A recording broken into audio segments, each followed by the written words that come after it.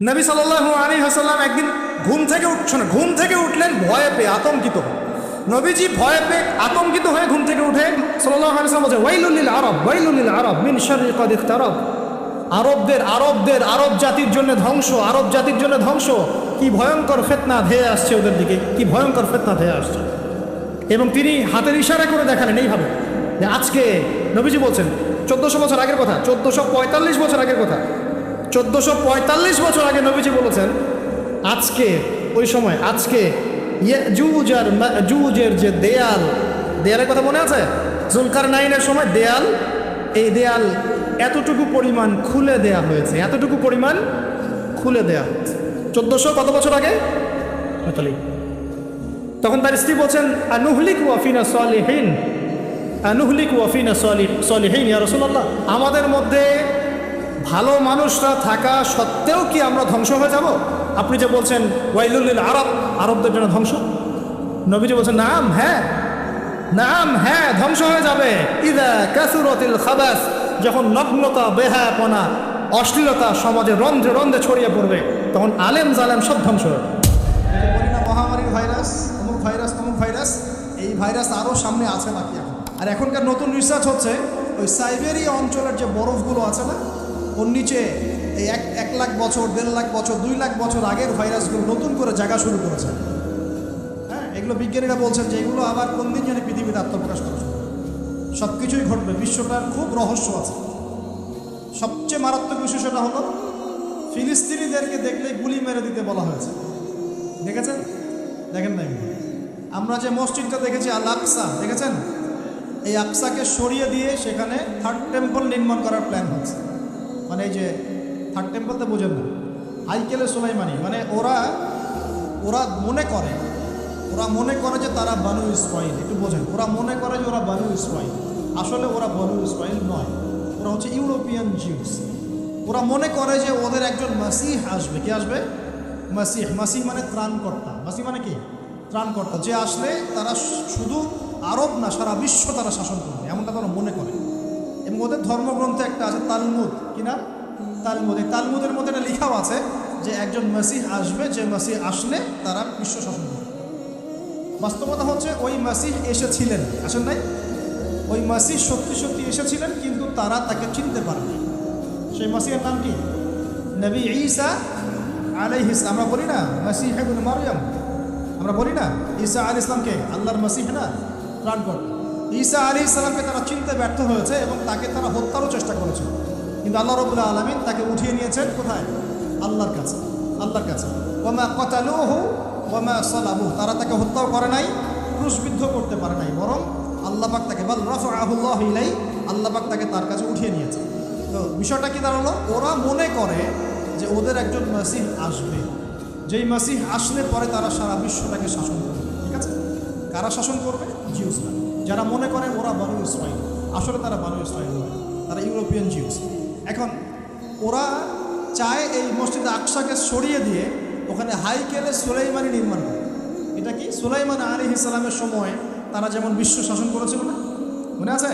সুলাইমান আলাইহিস সালামের সময় এত দাপট ছিল তখন। সুলাইমান আলাইহিস সালাম যখন বলতেন যে বাতাসকে ফ্লাই করতে, তখন এই সিংহাসন বাতাসে ফ্লাই করা শুরু করতো না? সুলাইমান আলাইহিস সালাম যখন জিনদেরকে বলতেন এই কাজ করো, জিনরা ওই কাজ করো। সুলাইমান আলাইহিস সালাম যখন বলতেন জিনদেরকে সমুদ্রে ডুব দিয়ে সমুদ্রের নিচ থেকে মণিমুক্তা বের করে নিয়ে আসো, তারা সেটা বের করে নিয়ে আসতো। সুলাইমান আলাইহিস সালাম জিনদেরকে দিয়ে এই মসজিদ নির্মাণ করিয়েছেন, মনে আছে? ওই যে লাঠির মধ্যে ভর দিয়ে তিনি দাঁড়িয়েছিলেন এবং লাঠি জমিনের পোকা খেয়ে ফেলেছিল। আর সুলাইমান আলাইহিস সালাম তখনই কিন্তু ইন্তেকাল করেছেন। যখন পড়ে গেলেন তার দেহটা, তখন জিনটা বলেছিল যে আমরা যদি জানতাম যে সুলাইমান মারা গেছে তাহলে এই শাস্তি ভোগ করতাম। আছে না কোরআনে? তো সুলাইমান আলাইহিস সালামের সময় তাদের এত ক্ষমতা ছিল যে সাবার রানী বিলকিস, মনে আছে? হুদহুদ পাখির ঘটনা। হুদহুদ পাখি এসে বলছে যে ওখানে একটা দেখলাম সাবার রানী সূর্যকে পূজা করে। তো সুলাইমান আলাইহিস সালাম বলছেন, কোন জিন আছো যে আমি এখান থেকে ওঠার আগে ওকে নিয়ে আসতে পারবে? এক জিন বলছে যে আপনি এখান থেকে উঠে দাঁড়ানোর আগেই ওই সিংহাসন নিয়ে চলে আসতে পারেন। কত শক্তি চিন্তা করেন। তো সুলাইমান আলাইহিস সালাম বলছেন এতে হবে না। আরেকজন জিন যার কাছে কিতাবের জ্ঞান ছিল, মানে সে আলেম ছিল, সে বলছে যে আপনার উঠতে হবে না, চোখের পলক ফেলার আগেই এটা হাজির হয়ে যাচ্ছে। চোখের পলক ফেলার আগেই মনে করেন যে 500 মাইল দূরের একটা সিংহাসনকে তুলে নিয়ে আসবে এখানে। চিন্তা করেন তাহলে কত বড় শক্তি। এরকম শক্তি আল্লাহ পাক দিয়েছিলেন সুলাইমান আলাইহিস সালামকে, এবং ওই সময় বনু ইসরাইল কিন্তু সারা বিশ্বটাকে শাসন করেছে। এখন এরা মনে করে যে শেষে আবার একটা সময় আসবে যখন তারা আবার এই শাসনটা করবে। ওরা মনে করে একজন মাসিহ আসবে, এবং এই জন্যে তারা দাজ্জালকে মাসিহ মনে করে। কথাকে মিলাতে পারছেন? ওরা দাজ্জালকে কি মনে করে? মাসিহ মনে করে। ওরা মনে করে যে ফিলিস্তিনিদের এখানে থাকার অধিকার নাই, ওই জায়গা ওদেরই, ওরা ওদেরই মনে করে। এই কারণেই তো 1914 সাল থেকে শুরু করে যে 2023 পর্যন্ত প্রত্যেক দিন দেখবেন প্রতি বছর ওদের জায়গা বাড়াচ্ছে, বাড়িঘরগুলো ভেঙে দিচ্ছে, মা বোনদেরকে বের করে দিচ্ছে, ভাইদেরকে হত্যা করছে না? আর এগুলোকে মানবতা বিরোধী অপরাধ কেউ বলে না। যদি ওই মাজলুম ফিলিস্তিনিরা বলে আমার বাড়ি আমাকে ফিরিয়ে দাও, তখন ওদেরকে সন্ত্রাসী বলা হয় না? তো এখন আসলে কি হবে, বিষয়টা কি হবে? এখন নতুন টাটকা ইস্যু চলছে, তারা বলছে প্যালেস্টাইন থেকে দেখলেই গুলি মেরে দেবে। এখন কি হবে? এখন শোনেন কি হবে। আমরা বলছি কোরআন, এই যে কোরআন এবং হাদিস থেকে বলছি কি হবে। এই জুলুম নির্যাতন হয়তো আরও বাড়বে। কি হবে? আরও বাড়বে। আর মুসলিমদের যে অধঃপতন চলছে, আমাদের দোষের কারণে এই অধঃপতন আরও বাড়তে পারে। একটু দেখাচ্ছি, মুসলিমরা কি এখন 5 ওয়াক্ত নামাজ সবাই পড়ে? মুসলিমদের মধ্যে সবাই কি আল কোরআন পড়তে জানে? মুসলিমদের মধ্যে সবাই কি হালাল খায়? মুসলিমদের মধ্যে সবাই কি পর্দা করছে? মুসলিমদের সবাই কি আল্লাহর দিন প্রতিষ্ঠার চেষ্টা করে? আমরা কি সত্যি সত্যি আগের সেই প্রজন্ম ধরে রেখেছি, না অনেকটা অধঃপতন হয়েছে আমাদের? হয় নাই? হয়েছে কি হয় নাই? আমরা আসলে আমাদের নিজেদের আধ্যাত্মিকত্ব, আমাদের ইমান, আমাদের আমল এগুলোকে কমিয়েছি। এ কারণেই ইসলামের বিরোধী শক্তি যারা আছে এরা কিন্তু শক্তি অর্জন করতে পেরেছে। একটা সময় কিন্তু এমন ছিল না। তো কোরআন সুন্নাহ যা বলছে দিন দিন এগুলো হয়তো বাড়তে পারে। তাহলে নবীজি 1445 বছর আগে বলছেন যে আরবদের জন্য ধ্বংস ধেয়ে আসছে, এবং দেয়াল এভাবে খুলে দেওয়া হয়েছে। কাদের দেয়াল? ইয়াজুজ আর মাজুজ। আর ইয়াজুজ আর মাজুজের সাথে আরবদের ধ্বংসকে সম্পর্কিত করা হলো না?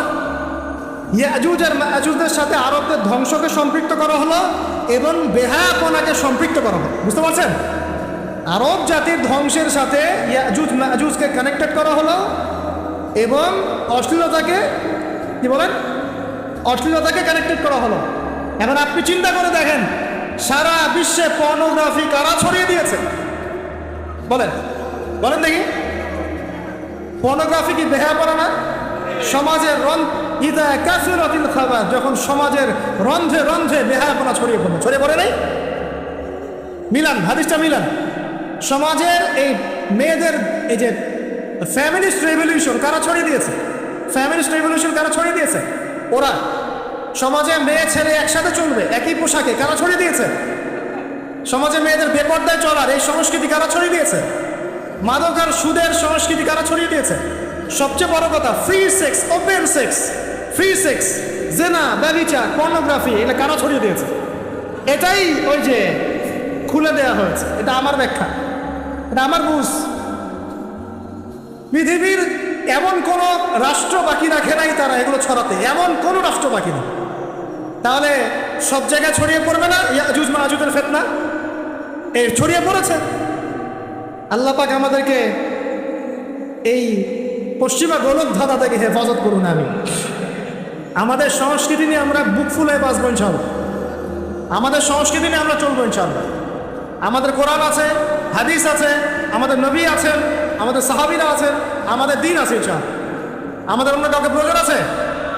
এই যে প্রযুক্তিগত কথাগুলো বললাম, একটু মাথা খাটান, এগুলো আমরাই তৈরি করতে পারবো ইনশাআল্লাহ। সব ঢেলে সাজানো যাবে ইনশাআল্লাহ তাআলা। আল্লাহ পাক আমাদেরকে বোঝার তৌফিক দান করুন। নামাজ শিখতে পারেন নাই, ওযু শিখতে পারেন নাই, এখন এই ভাইকে কি করবেন? এই ভাইকে ইসলামিক কিছু ডিপ্লোমা কোর্সের আওতায় আনতে হবে, এনে অফলাইন বা অনলাইনে শিক্ষা দিয়ে তাকেও মানুষ করে গড়ে তুলতে হবে। এই তো যদি আমরা চিন্তা করি, আমরা চিন্তা করতে হবে আমাদেরকে জাতি নিয়ে, বড় বড় কথা বললে হবে না তো। যুব সমাজের এখন যে অবস্থা, আপনি সামনে একটা ভয়ঙ্কর বিকলাঙ্গ যুব সমাজ দেখতে পারবেন। মস্তিষ্ক বিকৃত হয়ে গেছে এদের মোবাইল ফোন দিয়ে। মোবাইল ফোন, পর্নোগ্রাফি, মেয়েদের ফিতনা, হারাম অ্যাফেয়ার্স, মাদক, জুয়া, টিকটক, এই করতে করতে এদের মস্তিষ্কর সুস্থতা নষ্ট হয়ে গেছে। আল্লাহর কসম, আল্লাহর কসম করে বলছি এরা সুস্থ না। একটা চিত্র খুব কমন দেখতে পারবেন, 10টা-20টা ছেলে গোল হয়ে বসে আছে ফোন নিয়ে, সবার মনোযোগ নিচের দিকে। ওয়ার্ল্ডে কি হচ্ছে, আসমানে কি হচ্ছে, জমিনে কি হচ্ছে, কোথায় মুসলিমদের বোম পড়লো, কোনো ফিকিরই নাই ওর। আপনি মনে করেছেন যে এই যুব সমাজ আগামীতে দেশের হাল ধরবে? আমি হলফ করে বলতে পারি কোনোদিন দেশের উপকার করতে পারবো। আপনি নষ্ট করে ফেলছেন যুব সমাজকে, নষ্ট করে ফেলছেন একদম। এদেরকে সুস্থতার দিকে নিয়ে আসতে হলে ইসলামী শিক্ষার কোনো বিকল্প নাই, নামাজের কোনো বিকল্প নাই। এদেরকে সামাজিক কাজে লাগিয়ে দিতে হবে, সোশ্যাল কাজে, সামাজিক উন্নয়নমূলক কাজে, এই যে মানবতার সেবামূলক কাজে, প্র্যাকটিক্যাল কিছু কাজে। কিছু বানাও, কিছু করো, সায়েন্স নিয়ে ঘাটাঘাটি করো, কিছু প্রযুক্তি উদ্ভাবন করো, তোমরা কিছু করো। দেখেন আমরা যত কিছু ব্যবহার করি সব কিছু কিন্তু ইহুদি খ্রিস্টানদের। এই যে আমি যে মাইকে কথা বলছি, এই মাইকে ইসলামের বড় বড় কথা বলছি, এই মাইকটাও দেখা যাবে যে মুসলমান তৈরি করা নেয়। তাহলে এটা কি কাম্য ছিল? আর এই বিশ্বের যত শিক্ষার বুনিয়াদ, এই বুনিয়াদের শিক্ষা দিয়েছে মুসলিমরা। বিশ্বাস না করলে খালি আপনি 1200 বছর ইতিহাসটা পড়ে দেখেন। ইবনে সিনার নাম শুনেছেন? চিকিৎসা বিজ্ঞান দাঁড়িয়ে আছে ইবনে সিনার উপর, নাম শুনে নেই? জাবির ইবনে হাইয়ানের নাম শুনেছেন? এই কেমিস্ট্রি না থাকলে আপনি ওষুধ তৈরি করতে পারবেন না। কেমিস্ট্রি না থাকলে কি পারবেন না? মেডিসিন তৈরি করতে পারবেন না। এটা দাঁড়িয়ে আছে কেমিস্ট্রি জাবির ইবনে হাইয়ানের উপরে, যে কি ইউরোপে বলে গ্যাবর ইবনে হাইয়ান। এরকম নাম প্রচুর আছে। আপনি এই যে ম্যাথামেটিক্সের কথা বলেন, জ্যোতির্বিদ্যার কথা বলেন, তারপরে প্রাণীবিদ্যার কথা বলেন, এই রক্ত সংবহন তন্ত্রের কথা বলেন, এক একটা সাবজেক্ট ধরে ধরে দেখেন, সবগুলার গোড়ার মধ্যে আমাদের মুসলিম মনীষীদের অবদান আছে।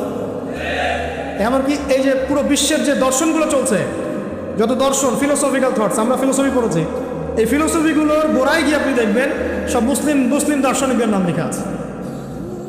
আমরা ইমাম গাজালির নাম জানি না, ইবনে রুশদের নাম জানি না। হ্যাঁ, আমরা অনেক কিছুই জানি না। আসলে আমরা শেকড় ভুলে গেছি এখন। বিশ্বাস করেন, আমরা এই যে প্রযুক্তি, মোবাইল ফোন, টিকটক, মেয়েদের পিছনে ঘুরতে ঘুরতে, অ্যাফেয়ার, বাইক চালানো, আমরা আমাদের জীবনের লক্ষ্যই ভুলে গেছি। আল্লাহ পাক আমাদের যুব সমাজকে তাদের জীবনের লক্ষ্য বোঝার তৌফিক দান করুন। ভাই, আল্লাহ পাক আপনাকে এমনি এমনি সৃষ্টি করেন নাই, আমাকে এমনি এমনি সৃষ্টি করেন নাই। আল্লাহ পাক চান আমাদের কাছে আমরা যেন তার দ্বীনের জ্ঞান অর্জন করি এবং এই জ্ঞান অনুযায়ী আমল করি। এই আমলটা সমাজে ছড়িয়ে দেই, ইসলামের দাওয়াতের মেহনত ছড়িয়ে দেই, যাতে একটা সময় হলেও যেন আল্লাহর জমিন, আল্লাহর দ্বীন কায়েম করে। এটা আল্লাহ পাক চান আমাদের কাছে। আল্লাহ পাক আমাদেরকে এই জন্য সৃষ্টি করেন নাই যে একটা মেয়ের জন্য আত্মহত্যা করে ফেলবেন। একটা মোবাইল ফোন একটা মেয়েকে কিনে দিয়েছেন, তার জীবন নষ্ট করে ফেলবেন। যে বাবারা মেয়েদেরকে ফোন কিনে দিয়েছেন, জীবন নষ্ট করে ফেলছে এবং তার মাধ্যমে আরো 10টা ছেলেরও জীবন নষ্ট করেছে। আর সত্যি কথা বলছি, এখন আমরা তো ঢাকা শহরে না, মানে এখানে ছেলেদের চেয়ে মেয়েরা বেশি পথ। হ্যাঁ, খুব ভালো লাগে ওদের। কি ভালো লাগে? একটা ছেলের সাথে বাইকে করে ঘুরবে, টাকা খসাবে, এখানে ওখানে ডেট করবে, আস্তে আস্তে।